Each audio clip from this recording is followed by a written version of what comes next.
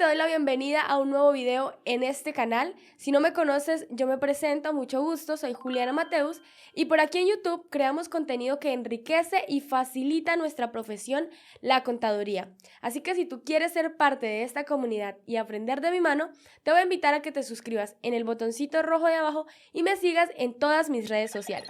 Con este video damos inicio a nuestro taller de renta persona natural gratuito por medio de YouTube. Vamos a estar cargando por aquí sesiones para que tú entiendas todo lo que hay detrás del mundo de la declaración de renta persona natural, ya sea porque quieres aprender a hacerla, porque quieres prestar estos servicios o porque necesitas conocer un poco de cómo funciona esto, ya que como está en tendencia este tema, debido a que una de las influencers más reconocidas de aquí de Colombia, Kika Nieto, recibió una sanción de aproximadamente 300 millones de pesos, precisamente por un error pequeñito en la declaración de renta. De esta manera quiero que empecemos a entrar en materia y hablemos de algunas consideraciones iniciales importantes antes de avanzar en este proceso de realizar una declaración de renta persona natural. Lo primero y muy importante que debes saber es que la declaración de renta se presenta año vencido, lo que quiere decir que todos los que están presentando su declaración en el 2023 lo están haciendo en base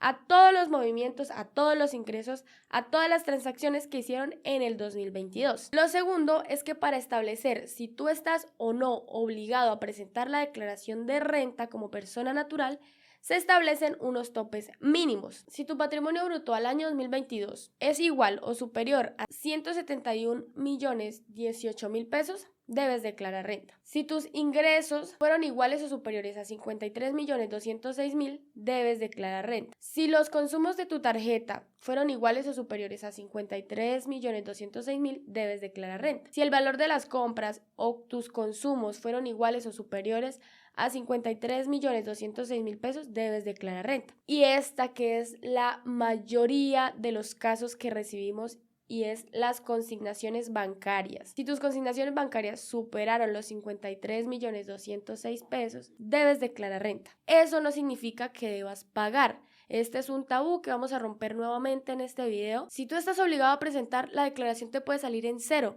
porque lo único que la DIAN te está pidiendo es que soportes esos movimientos que tuviste en un año. Y eso no siempre significa que debas pagar un impuesto, solo cumplir con la obligación de presentar. Tercer ítem importante que debes conocer para ejecutar este proceso de declaración de renta persona natural. Una vez se ha identificado que tú debes declarar, el segundo paso es revisar cuándo debes presentar tu declaración. Hay un rango para presentar estas declaraciones que es agosto-octubre en Colombia. Esto se basa en un calendario tributario que podemos encontrar en la página de la DIAN, entidad encargada de regular este impuesto. Por acá en pantalla tú vas a estar viendo el calendario tributario aplicable para este año y lo que tú debes hacer es revisar con tus dos últimos dígitos del RUT cuál es la fecha que te corresponde. Una vez tú ya sabes cuándo es tu fecha para presentar la declaración de renta, empieza a trabajarla con tiempo. Otro aspecto que es muy importante poner sobre la mesa y es el que va a desplegar el tema principal de este video es que existen dos formularios para presentar la declaración de renta persona natural. El primero, el 210, que es el encargado de soportar la declaración de renta para personas naturales y sucesiones ilíquidas residentes en Colombia. Y el formulario 110, que es el encargado de soportar la declaración de renta para personas jurídicas naturales y sucesiones ilíquidas, pero que sean no residentes. Entonces, amigos, en un breve contexto de lo que sería ejecutar una declaración de renta persona natural, lo primero que tú haces es revisar si tu cliente o no supera topes. Si supera topes para presentar, entonces tú empiezas a pedirle un listado de documentos que soporten cada uno de sus movimientos para poder armar la declaración de renta que veremos en clases más adelante. Tercero, y muy importante, revisar cuándo es que tu cliente debe presentar esa declaración para hacerlo con tiempo o acosarlo de una manera exorbitante para que no lo deje para última hora. Después de esto ya empieza nuestro estudio por todo el estatuto tributario a empezar y mirar cada uno de los ítems que deberíamos inspeccionar con un cliente y para esto debemos definir si nuestro cliente va a estar en formulario 210 o en formulario 110, residente o no residente. El primer ítem del artículo 10 nos dice que una persona es considerada residente fiscal en Colombia si permanece continua o discontinuamente en el país por más de 183 días calendario. Ojo a esto, incluyendo días de entrada y salida del país. Esto durante un periodo cualquiera de 365 días calendarios consecutivos. Yo sé que esto sonó ahí un poco enredado, pero a la hora de la verdad no es tan complicado. Por eso vamos a simplificarlo con unos ejercicios muy prácticos. Lo primero que debemos tener en cuenta a la hora de revisar residencia fiscal es que nuestro cliente tenga presente los momentos de ingreso y salidas de nuestro país. Si tú tienes un amigo que ves que mueve dinero y sale y entra de nuestro país, importante que le recomiendes que tenga un registro muy controlado de sus ingresos y de sus salidas. El ejercicio 1 nos dice, una persona natural ingresa al país el 25 de diciembre de 2021. Tenemos fecha de ingreso, año 2021. Si esa persona ingresó el 25 de diciembre a nuestro país, quiere decir que en 2021, ¿cuántos días estuvo? 25, 26, 27, 28, 29, 30, 31, 7 días. Y salió de Colombia el 8 de agosto.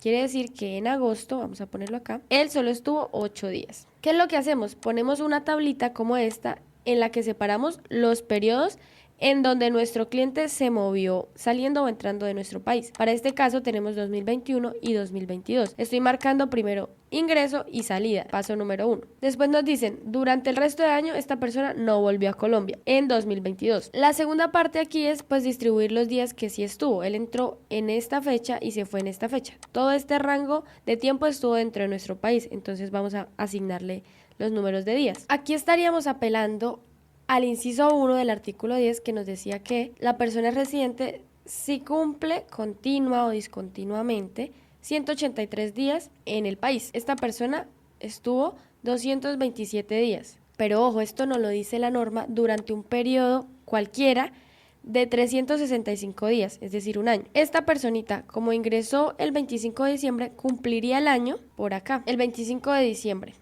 ¿Qué quiere decir esto? Que estamos dentro de un rango de 365 días y él superó los 183 días, o sea que hasta ahí es residente. Ahora la pregunta nos decía ¿es residente para 2022 o para 2021? Eso lo determinamos de la siguiente manera. Cuando se hable de dos periodos, la persona se considera residente a partir del segundo periodo o año grabable.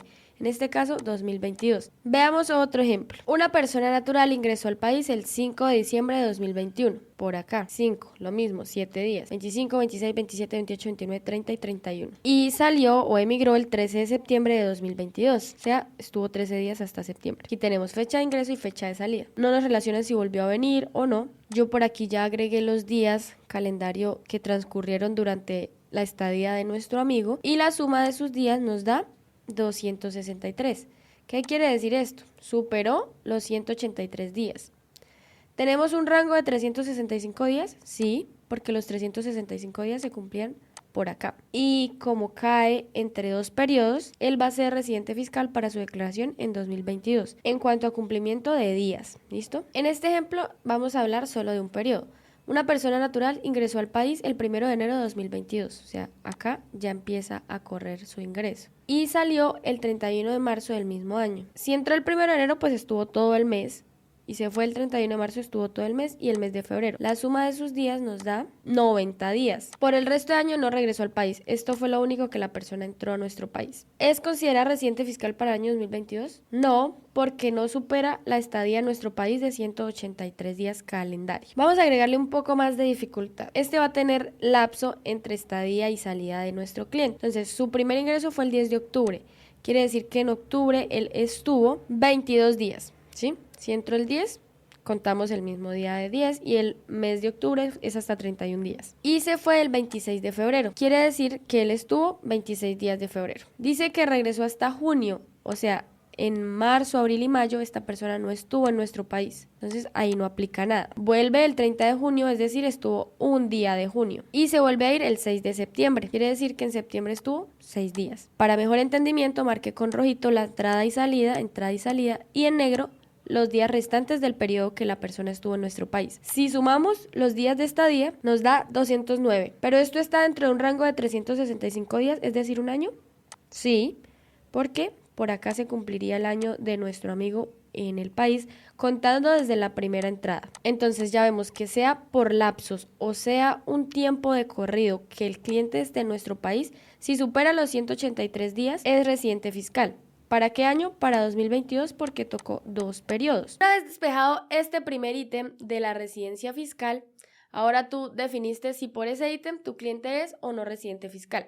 Para el caso de que no sea, por temas de días, miremos el segundo, porque aquí hay que depurar todo. El segundo ítem hace referencia a todas las personas que tienen alguna vinculación o relación diplomática y consular en los países que tengan marco en virtud de la Convención de Viena. Esto hace que ellos sean exentos de tributación en el país en donde están cumpliendo su servicio y lo sean en nuestro país. Si no hablamos de un cliente que tenga ningún tipo de relación consular ni diplomática, entonces pasamos a revisar el ítem 3, que nos dice que si nuestro cliente es nacional en otro país, pero si su esposa o sus hijos menores de edad y dependientes tienen residencia fiscal en nuestro país, entonces este cliente también lo tendrá. Otro caso que nos presenta el ítem 3 del artículo 10 del Estatuto Tributario.